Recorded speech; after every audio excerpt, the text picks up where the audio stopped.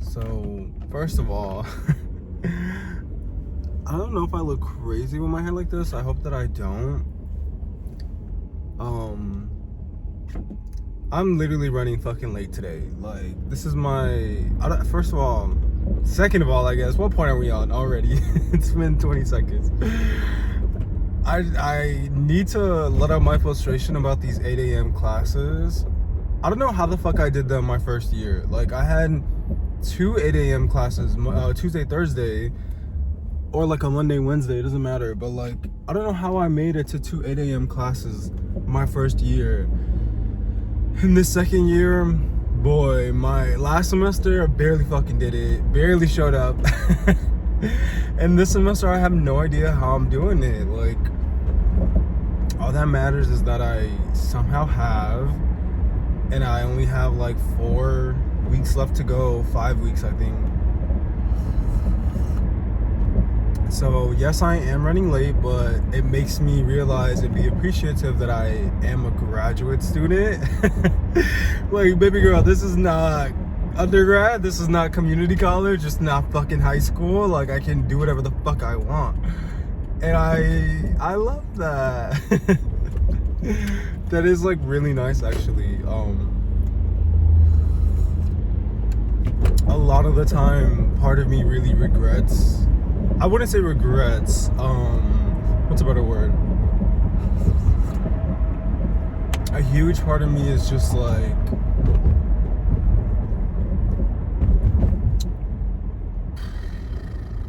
I want to say disappointed. I feel like regret is such a like strong word. I definitely don't regret it, because I think my the program that I chose specifically, the field, social work, taught me so much. Like, it is where I know I'm going in my future. So I will be using my degree, but it's just the experience that I've had in this program has just not really been anything. Like, the first year was pretty bad, the experience that I was having with like just navigating and getting accustomed to like a predominantly white spaces, and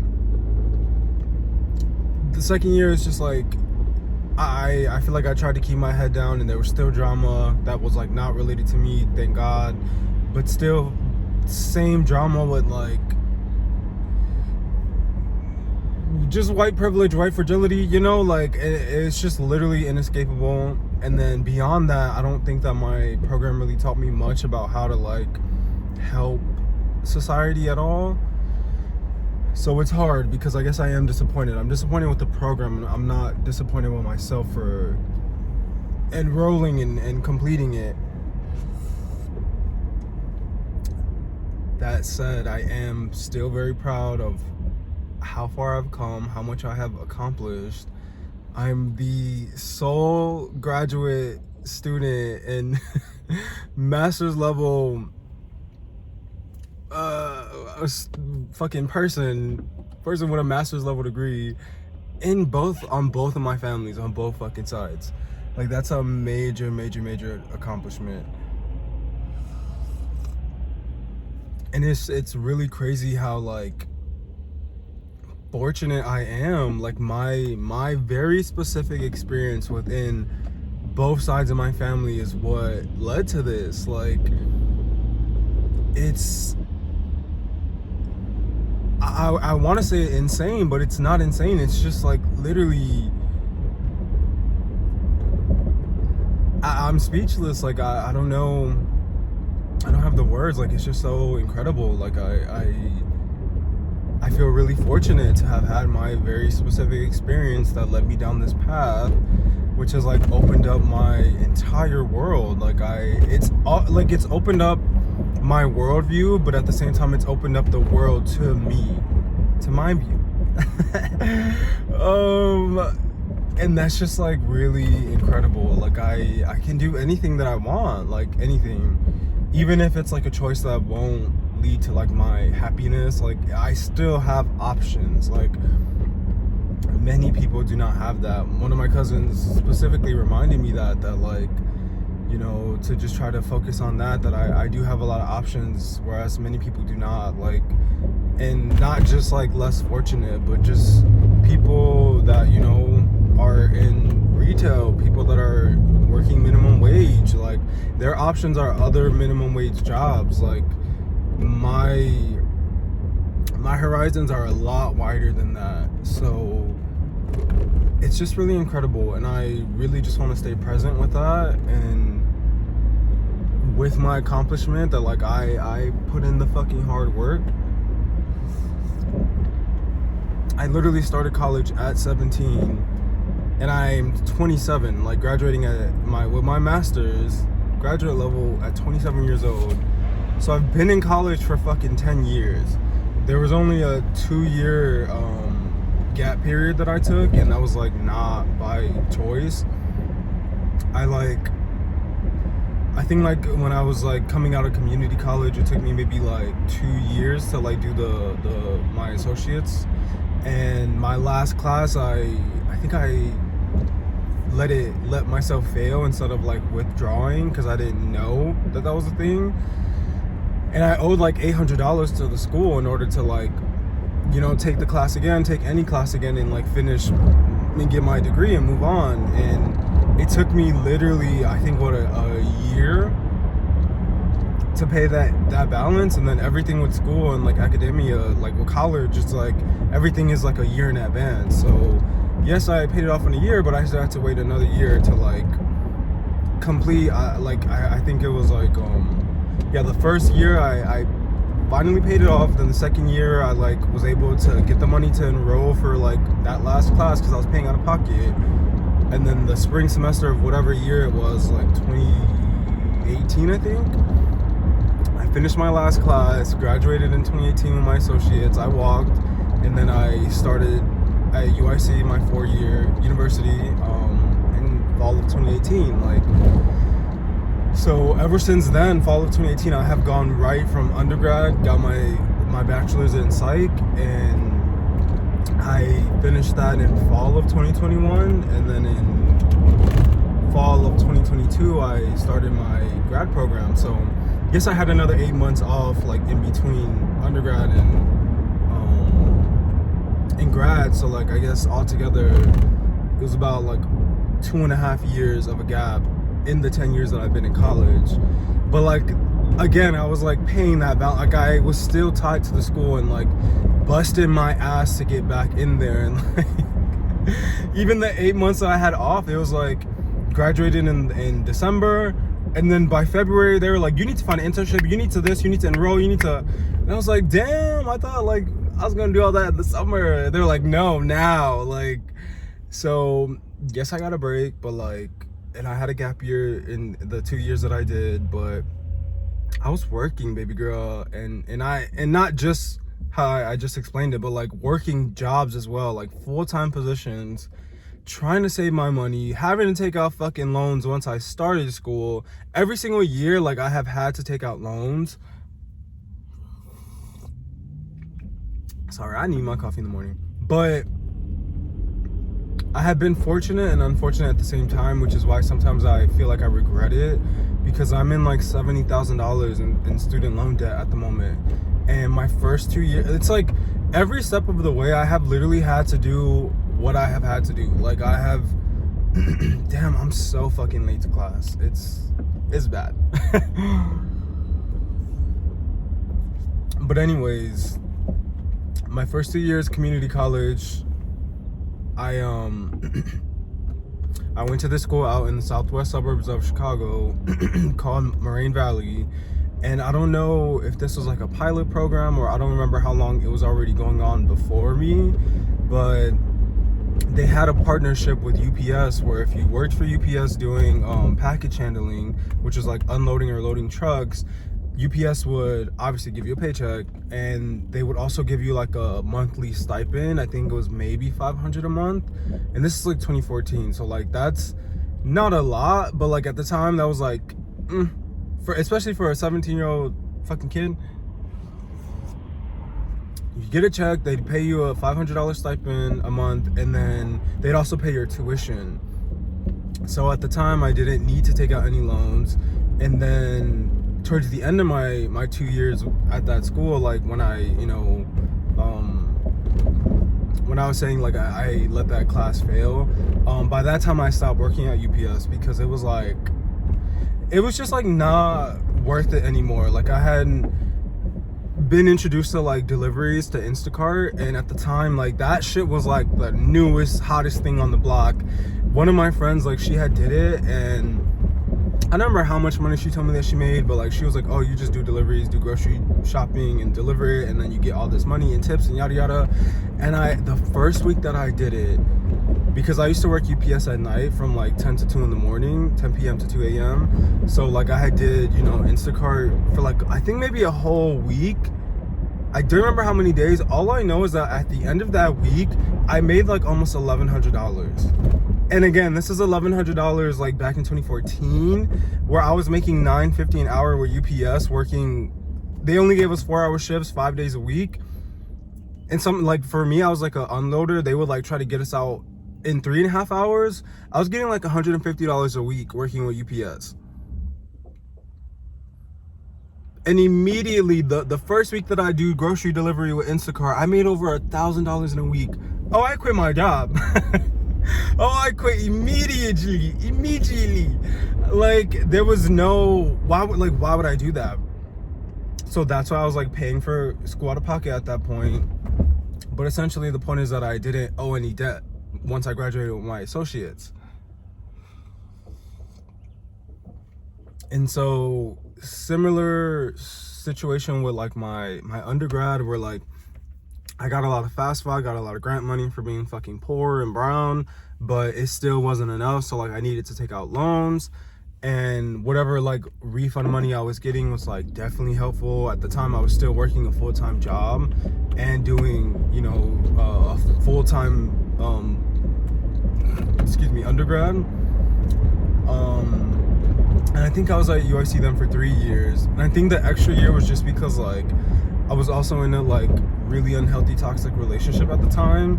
And one of the semesters, like I was so putting back school on the back burner and like my assignments, like everything, that like I knew I was gonna fail. So like by that point I knew what withdrawal meant. And I did a whole term withdrawal.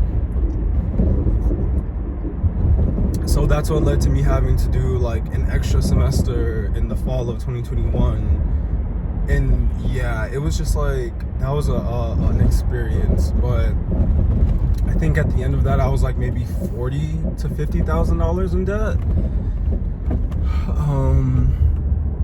So then grad school came around, and again, very fortunate that like, I know for a fact the program that I got into was like, or the program as in the scholarship that I got into was definitely new.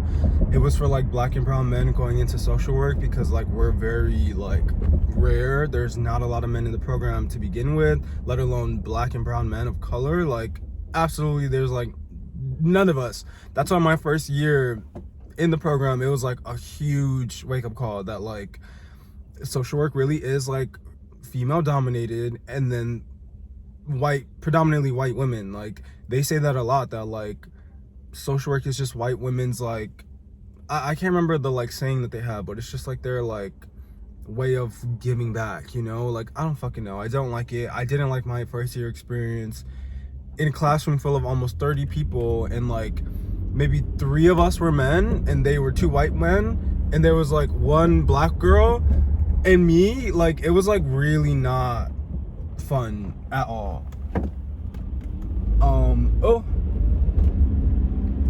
So anyways, the scholarship program that I got into like paid my tuition and gave a $10,000 stipend each year, which is like great, right? Like that's fucking amazing. Like you're paying my tuition and I'm getting an extra $10,000 a year, like amazing.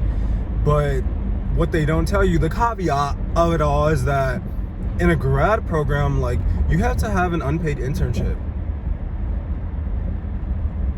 You have to do an internship where it's basically you're working a part-time job for free. And then you have like 4 fucking classes on top of that. And these are 3-hour-long classes. So you tell me, you do the math, where the fuck is the time for a full-time job?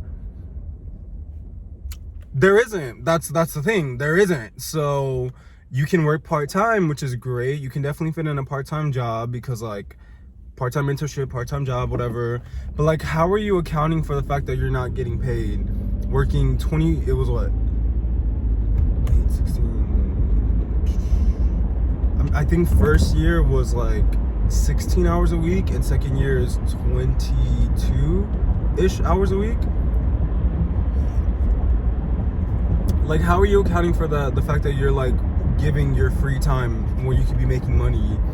And again, I at the time was 25, so like I'm not living at home, baby girl. Like I was not even talking to my mother. Like we were on going no contact because we have issues. So how the fuck else was I supposed to fucking pay rent? Only working 20 hours a week, and then the other 20 hours that I could spare to be working, I'm not getting paid for that. And it's like that 10,000, sure, like let's say my rent was like $1,000, like that gives me 10 months out of the fucking year to like pay my rent. But what about the rest of the cost of living? What about food? What about gas? What about a social life? What about clothes? I have a fucking cat. Like, you think I can afford the rest of cost of living with a part-time job? No. Like, so I had to take out my fucking loans. Like, I had to take out whatever I could, which was like another maybe, I think 10,000 in loans each year. Yeah, I'm pretty sure how I'm around the 70,000 now. So it's like how every step of the way, I guess not counting undergrad, but how would like my community college, my associates, and my master's, I got so fortunate to get my tuition paid, or to get stipends, to get like literally financial assistance, and it still was not enough. I still had to take out loans. Could you imagine somebody that didn't find that UPS job, as shitty as I was, even though I was making $150 a week? Please let that sink in. I was working 20 hours a week with them, and I was getting $150 because I was paid $9 an hour.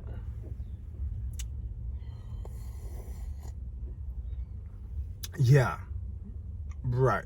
That literally was like, I vividly remember I would get fucking paid, and somehow I would make my gas tank, because I had a 2009 Toyota Camry. It was black. That was my mom's car. She like gave it to me. Well, she didn't give it to me. I like basically had to take it. Like, girl, how am I gonna get out your house without a job? And how am I gonna get a job without a car? And how am I gonna get a car without money? Like, you got money, you got a car, I need this car, I'm taking it. So like for a long time we were like sharing the car, and then like it just got to the point where she got a little what does she call it? Garicha. I forgot what my mom calls them, but they're like old ass, like from the 90s fucking Toyotas, you know? She was like, it was a beat up car. Not a beat up car, like it was like a first person car for sure. But I didn't get that.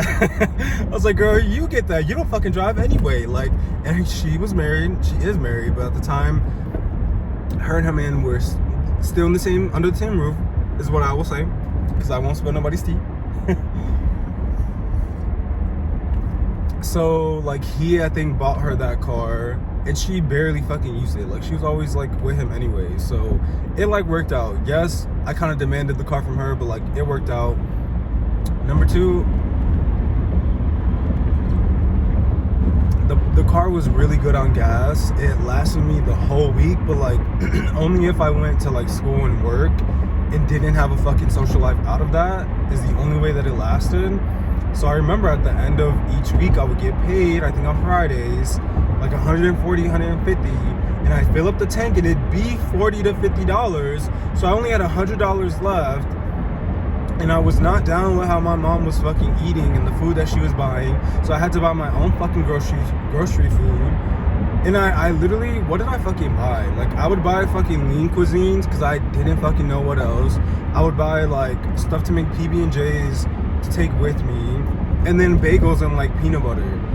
And I also was like working out at the time. But that's like when I started, because you know my school had a gym. Like I tried to take my health seriously and what I was putting in my body. I just didn't have the like knowledge, the education, and like it's crazy how far I've come from that. But I couldn't even tell you how much of that, like how much of my paycheck that was either. Cause like bagels would be like a whole week, that's like $6. Peanut butter was another like $5, that's 10. Then damn lean cuisines were fucking $2-3 each. Like I would have like $50 each week to left to myself. And then yes, I did get a $500 stipend, but like what was I spending that money on? Again, where was my social life? Where was like me buying clothes? Because I didn't, growing up, my mom never let me explore my wardrobe, my fashion. Like it was fucking rough out in them streets. It was rough out in these streets for sure. Like what about when my car started having issues or just natural wear and tear, maintenance? My mom would get on my case a lot about buying the fucking stickers for the car and the license plate. It's like, girl, those stickers are over $100. Like, that's my whole fucking check. How am I gonna pay for gas? And she'd be like, Demetrius, you wanted a car, you got this, you got that. I'm like, okay, mom, I fucking get it. Like, what the fuck? Are you not listening to me though? Like, I make $100 a week. Like, girl. So again, like, imagine somebody that was not fortunate enough to have their tuition paid, where they can still take out loans for the cost of living so that they can like afford the cost of living. Like people are probably like in double that amount that I'm in right now, and not even with a master's degree. Like, so it's just like, yes, again, I'm very like grateful, I'm very fortunate, but I'm also very unfortunate. Like I'm sitting here like, what did I get myself into? Like, how the hell am I gonna pay $70,000 back?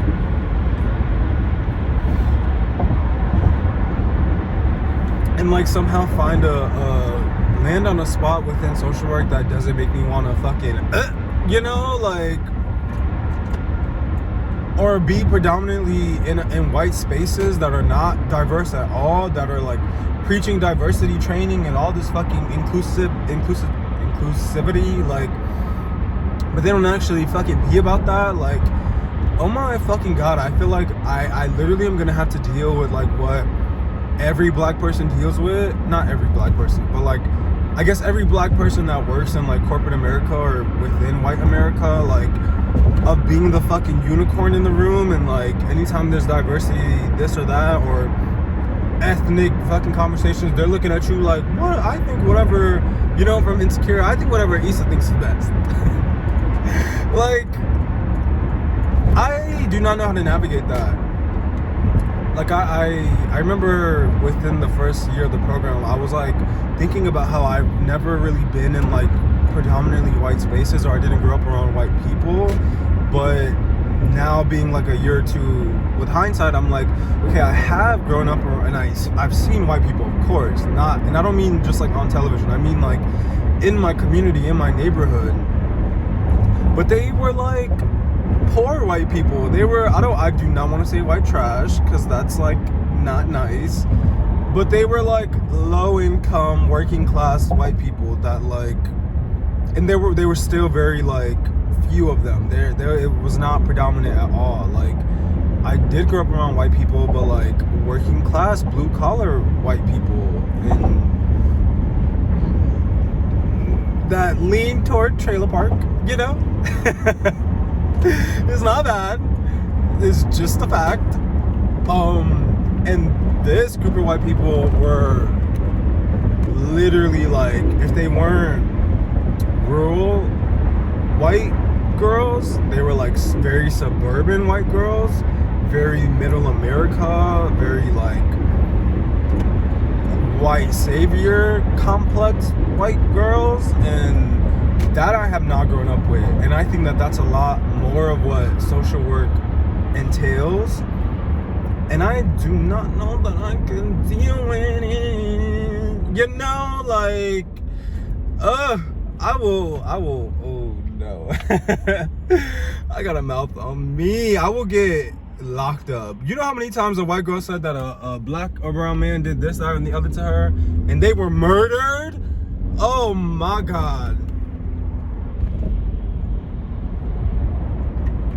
Becky gonna have me fucked up. She gonna have me like, you know, and I cannot, I can't do it. She gonna have me zipping and zooming in, and I cannot. So I don't know. I need to work with like other black and brown people. And that's literally where I'm at now, which is like, again, my second year I got really fortunate. That's that word. My second year oh shit, people are zooming. I'm fortunate that my second year placement is paid, and it also is with black and brown people, predominantly because it's on the west side of Chicago. So in a lot of ways I do feel safer in this space. I just think a lot of what they are used to, what they do, is like very outdated, very traditional, very like it's just like a totally different culture. It's a totally different challenge, and I enjoy that it's not like race relations. That's like really nice. I think it's more just like, again, like old school versus like new school, and like, but at the same time I think that they're still, although like times have changed, like they're still presented with the same old system. So like, how are they expected to progress or like constantly be moving the needle forward? Like, a lot of the clients that we deal with are stuck in the system. So that means that as the staff, as the workers, social workers, like we're also stuck with them. Not with them, but like on the same level as them. We're all stuck with no way to move forward.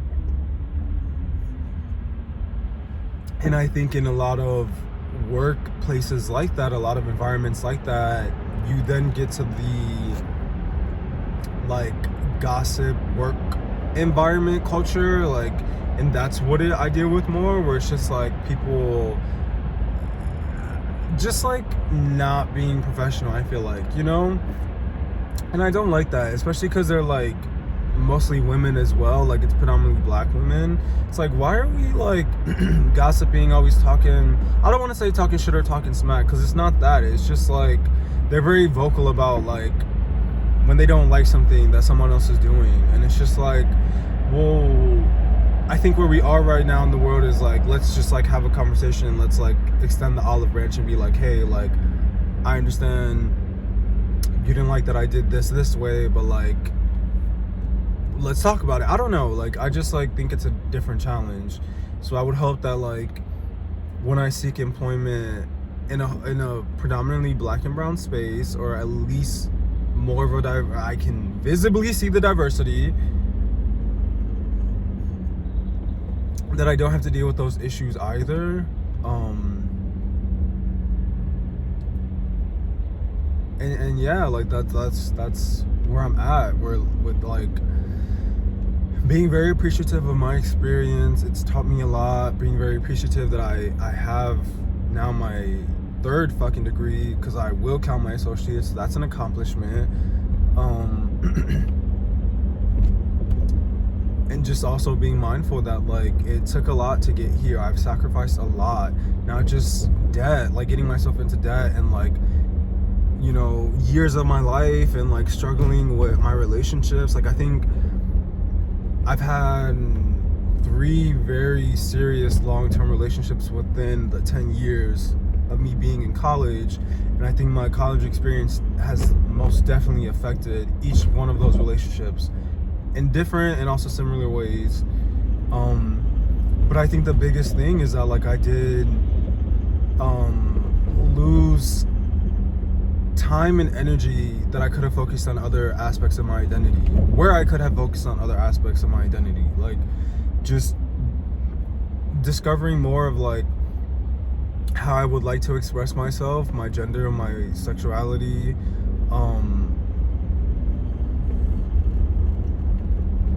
my aesthetic, my brand, like even how I want to present myself on social media, like a lot of my like creativity, like whatever art I want to produce, whatever things that like I enjoy to do in my free time, and like hobbies and sports and taking care of my physical and my mental health, like all of that got put very much, I don't even want to say on the back burner. It wasn't even in the kitchen. Like those things are not an option. I didn't have the mental space to even include that into my lifestyle at the time.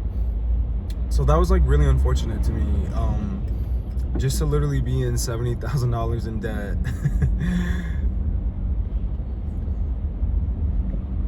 And to bring it like full circle, I also feel like my experience, I've been very on my own, I guess. Like I don't want to say isolated or like lonely, because those are definitely not it. I think more so just that I've been doing this on my own. Like I have not had anybody's support, and I don't mean like financially, like I mean like literally anybody on the sidelines cheerleading me, saying like, you got this, Demetrius, go go go, like, or asking me about my experience, asking me about what I'm learning about. Like nobody's really been there, like not friends, not family. So it's just now that I am graduating again, I don't feel like I have anybody I want to really share that with. Like there's like a meme, or not meme, but like a picture of like two pictures side by side of like a person. It's like when you're, damn, what was it? What did I don't remember verbatim what it said, but it's like on one hand it's like when you like finally make the accomplishment, everybody's there in the crowd like cheering you on, but like in the process of doing it, nobody is fucking there. It's like literally that.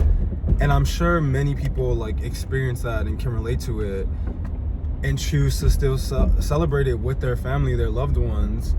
But for me, I'm like, I did it for my associates, I did it for my bachelor's. I don't know that where I'm at with my family and just in my own self journey, like that I want to share with them. Like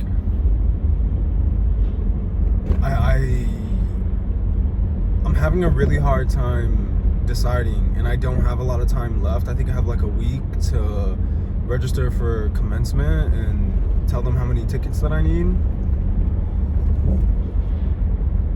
And I also was like debating if I should also have like a graduation cookout barbecue type situation, and just invite everybody over like after commencement. And I'm like, I don't even want to do that anymore either. Like I don't want to be the reason that the family gets together. Like y'all don't be zoning in for me. Yikes, he almost hit that person. Sorry. Anyways.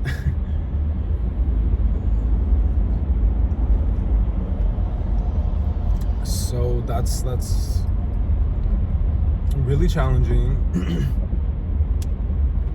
Like I don't know what to do. And I think I also, with the world as well, like over the last few weeks in my like self-love healing journey, because I'm going through a breakup and heartbreak, I've realized that I am really upset at the world as a queer gay person. Like I'm really upset that the world isn't more inclusive, the world isn't more accepting. And when I say the world, I guess I mean society, and at least in the United States. And I bring this up because I have a very strong desire to cross that stage in a fucking little short black mini dress and fucking black pumps, black platform heels, baby girl. And I just like do not know how that will be received. Not that I care, I definitely do not care, but I just do not know how it's gonna be received. Like it's again, not that I care, but it's things that like as queer people, as like gender fluid people, like we have to think about. Like we have to think about our safety. Not that somebody's gonna fucking attack me or like blow me up on that stage, you know.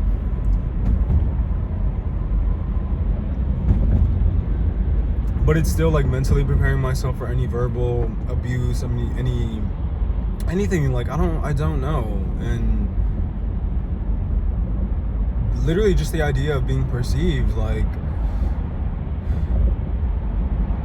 I think what makes it easier is like, if I'm doing that and I'm like going out to like a bar, or to a club, or to like a show, an event, and I'm like, you know, expressing myself how I want to, and I'm like alone, I'm totally fine doing that, because like I don't give a fuck what anybody thinks around me, and like I feel confident, I feel great, and anybody around is like a hater. But then when it's like I'm with people that do know me, like let's say like a partner, friends, family, them also feeling that same way and like feeding that energy back into me of like, yeah, we got him, like we don't care either, like you don't like it, look the other way type shit. That also makes me feel more confident, more comfortable. And I don't know that I can get that energy from my family, from the specific family members I would be inviting to my commencement. So I don't really feel like I'll be protected up on that stage at all. Like, so it's just like, yeah, I'm thinking about what I want to do, not what I should do, what I want to do, because I don't want to like take this moment away from myself. Like, it's a really big deal, it's a really big accomplishment, but like if I don't have people that I feel like I can share that with and feel accepted and supported and how I show up for my own self, it's like, do I really want you there then? Do I really want to like celebrate this moment with you? And then the idea of like pushing that aside, locking that away, and like just doing like a fucking a cookout at the house, it's still like, I don't know, like, what is the reason? What was the reason? Like, I just don't know how I feel about it. I already know how I feel about it, I just don't know what I want to do with that feeling. And that's what I'm really trying to figure out. So, it is definitely difficult. It is very frustrating.